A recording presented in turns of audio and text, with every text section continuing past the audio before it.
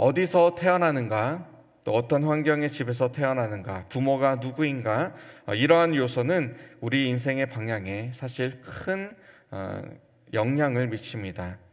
또 한국에서 미국에서 태어났는데 부모가 건강한 믿음과 성실한 삶의 태도를 가지고 있다면 그 자녀는 그래도 이 평탄한 삶을 하나님의 은혜 가운데 살아갈 확률이 다소 높다고 생각도 듭니다. 그런데 우리 인생이 꼭 그렇지만은 않습니다.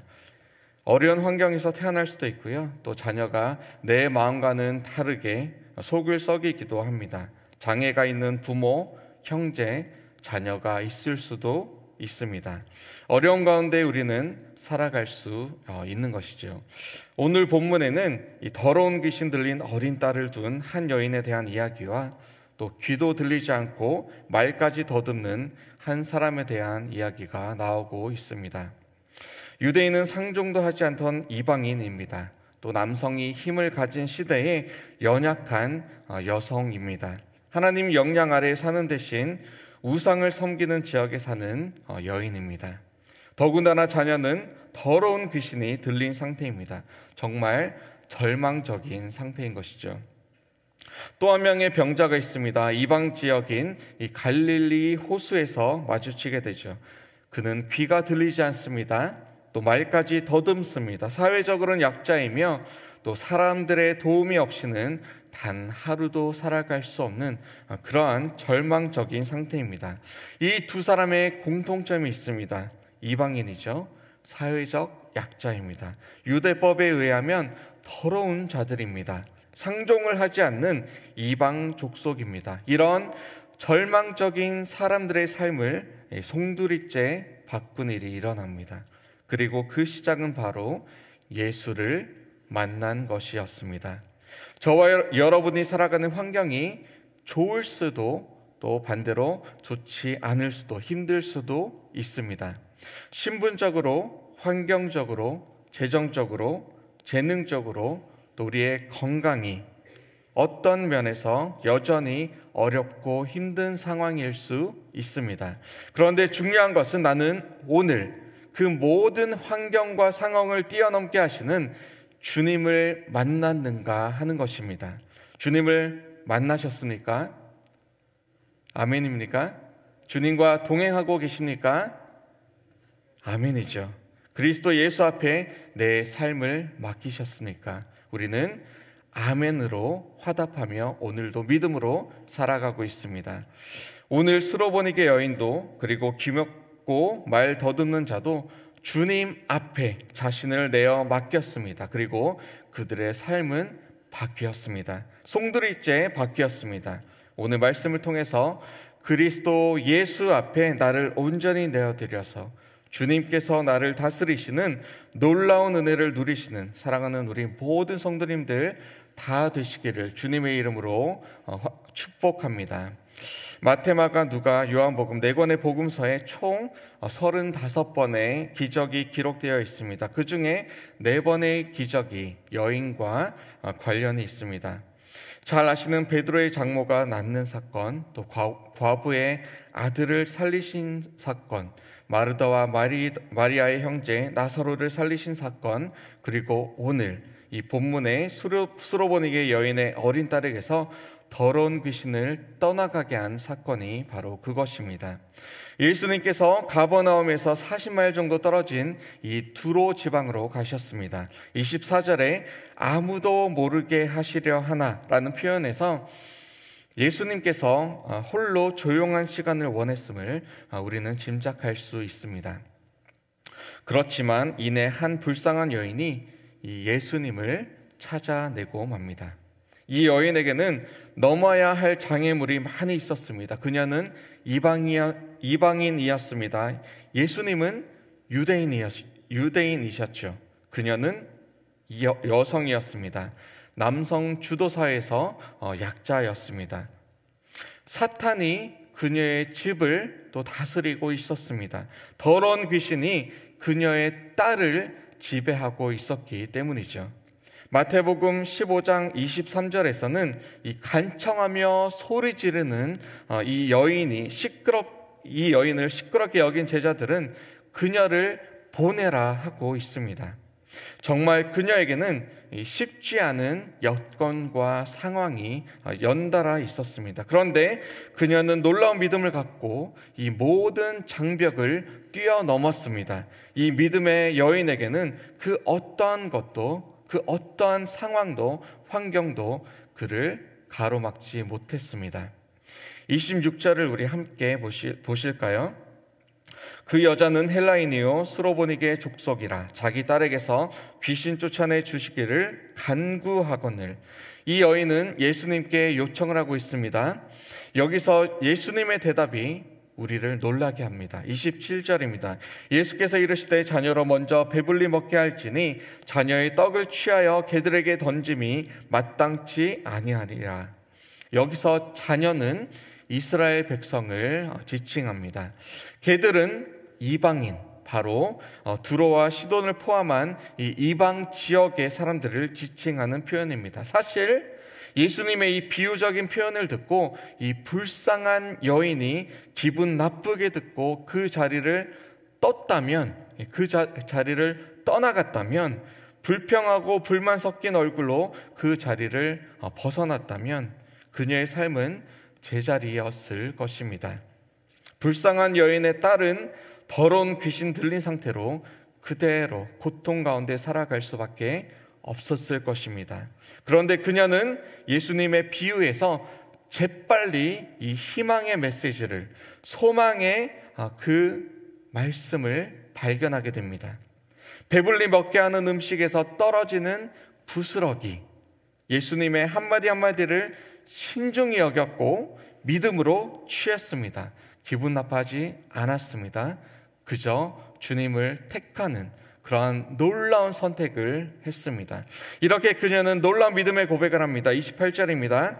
여자가 대답하여 이르되 주여 올소이다마는 상 아래 개들도 아이들이 먹던 부스러기를 먹나이다.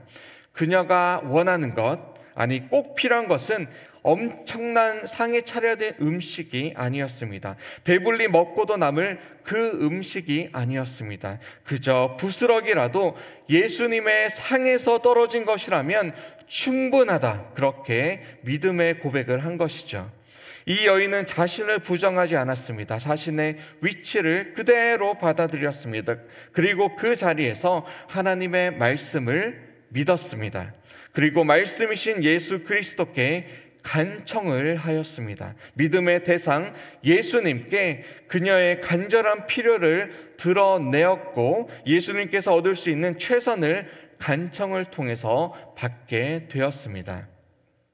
이 사건이 얼마나 대단한 것은 예수님의 대답에서 우리는 알 수 있습니다. 믿음이 크다고 칭찬하신 사건이 두 번이 있었는데 바로 로마 백부장의 믿음을 크다 칭찬하셨고 오늘 본문의 이 수로보니게 여인의 믿음을 크다 칭찬하셨습니다. 공통적인 것은 이 두 번 다 현장에 이 백부장의 하인이나 수로보니게 여인의 딸이 없었다라는 것이죠. 멀리 떨어져 있던 하인의 병이 나았고요. 그리고 이 여인의 딸에게서 더러운 귀신이 즉시로 나갔습니다.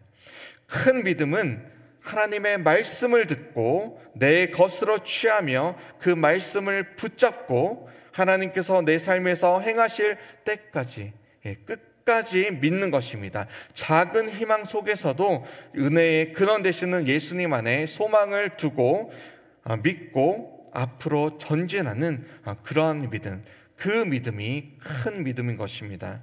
오늘 작은 씨앗이라 할지라도 우리 주님 안에 믿음을 두고 끝까지 믿음으로 기도하며 나아가실 때에 믿음대로 일하시며 응답하시는 하나님의 크신 능력을 삶으로 경험하게 되시는 저와 여러분들 다 되시기를 주님의 이름으로 축원합니다. 예수님께서 두로 지방에서 나와 시돈을 지나서 데가불리 지방을 통과해서 이제 갈릴리 호수에 이르셨습니다. 데가불리는 10개의 헬라 도시였습니다. 갈릴리 바다 동쪽과 남쪽에 위치해 있었습니다. 10개 중에 한 도시인 이 유명한 거라사에서는 예수님께서 귀신 들린 거라사 광인을 고치신 적도 있으셨습니다.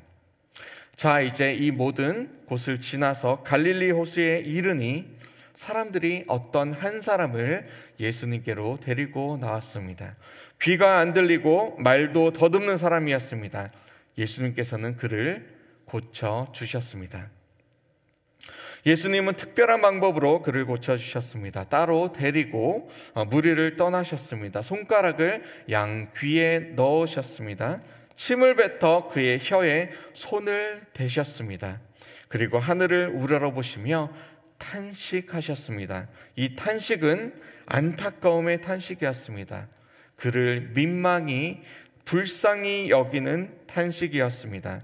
그를 측은히 여기며 동정하며 그리고 낫기를 간절히 바라는 그러한 탄식이었습니다.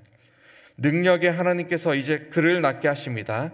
무엇이라고 외치셨습니까? 에바다, 에바다. 아람어로 열려라, 풀릴지어다. 묶임에서 풀릴지어다. 귀가 막혀있던 그가 에바다, 열려라, 들을 수 없었지만 창조자이신 그리스도 예수 앞에 피조물인 그의 귀가, 그의 혀가 풀린 것입니다. 순종하였습니다. 귀는 열렸고 혀는 즉각적으로 풀렸습니다. 매었던 것에서 풀린 것입니다. 귀와 혀가 묶임에서 자유함을 얻게 된 것입니다.